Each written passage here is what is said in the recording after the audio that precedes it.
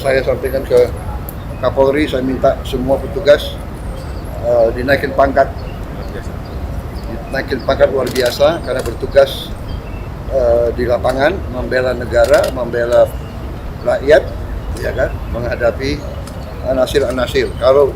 Prabowo minta naikkan pangkat polisi yang terluka saat demo. Kapolri sebut mereka bekerja keras. Kapolri Jenderal Listio Sigit Prabowo mengatakan, para polisi yang menjadi korban demo ricuh beberapa hari belakangan ini telah bekerja keras dalam menjalankan tugas negara. Walhasil, Presiden Prabowo Subianto pun memerintahkan Sigit untuk memberi kenaikan pangkat luar biasa kepada para polisi korban demo ricuh ini.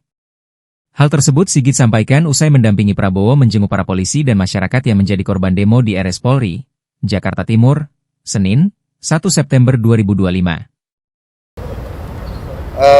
Saya sampaikan ke Kapolri, saya minta semua petugas